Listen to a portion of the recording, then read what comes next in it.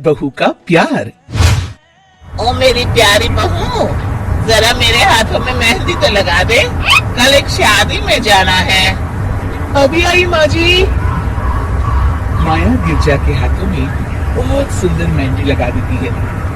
मैं वारी जावा, ऐसी गुणवान बहू मिली है मुझे। अरे मुझे भी तो इतनी प्यारी सास मिली है। दोनों हंसने लगती है। ये बात उनकी पड़ोसन कमला सुन लेती है।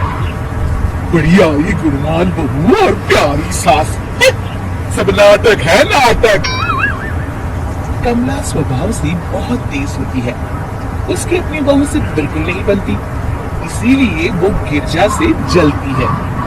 अगले दिन मंदिर में, अरे गिरजा बहन, आज शाम मंदिर में कीर्तन का प्रोग्राम है, आप आएंगी ना? हाँ हाँ जरूर। वही तो, कम से कम इसी बहाने इन बहुओं से छुटकारा तो मिलेगा। कैसी बातें कर रही हो कमला, मेरी बहू तो साथ आएगी। अरे माया कितने अच्छे भजन गाती है, तुमने नहीं सुना? हाँ ठीक ही गाती है। मैं तो रोज शाम को माया से भजन सुन के ही सोती हूँ। हाँ, अब मैं चलती हूँ, मुझे देर हो रही है। शाम को मंदिर में, वाह माया बिटिया, आज तुम्हारा भजन सुन के तो मन खुश हो गया। धन्यवाद पंडित जी, माँ जी चाहती थी कि मैं आऊँ, इसीलिए मुझे आज यहाँ गाने का मौका मिला। मैं धन्य हूँ गिरजा, इतनी प्यारी बहू मिली है तुम्हें। सो तो है पंडित जी। कमला दूर खड़ी सब सुन रही होती है। इनका प्यार तो अब मैं निकालती हूँ। अगले दिन कमला छत से माया को आवाज लगाती है। अरे माया! जी बुआ जी, जरा इधर तो आना, कुछ बताना है। अभी आई बुआ जी। क्या हुआ? माया कमला के पास जाती है।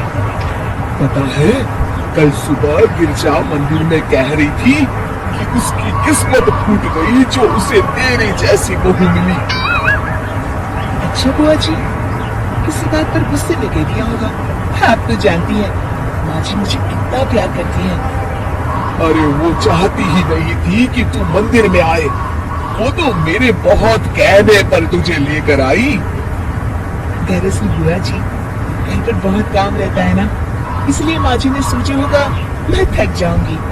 देखी ना, कल हम मंदिर से देर रात घर आए, उन्होंने कोई काम मुझे अकेले नहीं करने दिया। खाना उन्होंने खुद बनाया। अरे ये कलमुही तो अपनी सास की बुराई करने को तैयार ही नहीं। और कुछ बुआ जी? है? नहीं, और कुछ नहीं, अब तू जा यहाँ से। अगले दिन मंदिर में, अरे ओ गिरजा, कल तेरी बहू आई थी मेरे पास। माया आई होगी, वो सबसे हंसती बोलती रहती जो है। अरे हंसना बोलना क्या, तुझे कोस रही थी। ऐसा हो ही नहीं सकता, तुझे सुनने में कोई गलती हुई होगी। कसम से गिरजा, वो कह रही थी मुझे तो मेरी सास ने नौकर समझ लिया है। दिन भर घर का काम करती रहती हूँ मैं, और मेरी सास आराम करती है।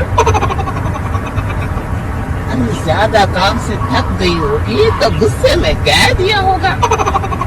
वैसे भी काम तो वो करती ही है, मुझे आराम की आदत उसी ने लगाई है।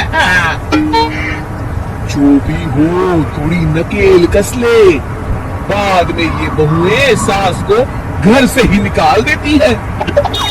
कैसी बातें करती है कमला, मैं तो कहूंगी तू अपनी बहू के साथ प्यार से रहा कर, इधर उधर की बातों में ज्यादा ध्यान मत दिया कर। बड़ी आई मुझे सिखाने, मैंने तो तेरी भलाई के लिए कहा था, नहीं सुनना तो जा यहाँ से। अगले दिन, क्या हुआ माँ जी? कमला बुआ जी क्या कह रही थी? तू तो जानती है कमला और उसकी बातें। हाँ हाँ, बड़ी परेशान है हमारा प्यार देखकर।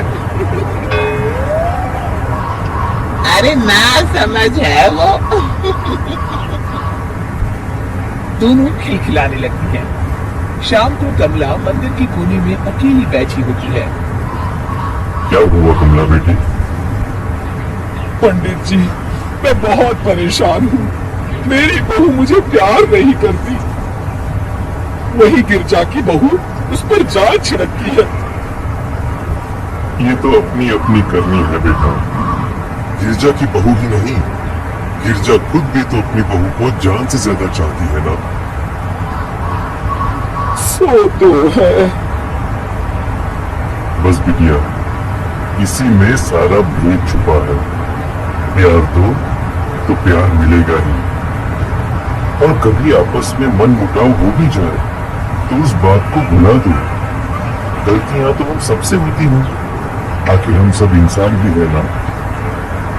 ये तो आप सही कह रहे हैं पंडित जी। अब जाओ और दूसरों की बगिया में आग लगाने की जगह अपने बगीचे के पौधों को सींचो। जी पंडित जी।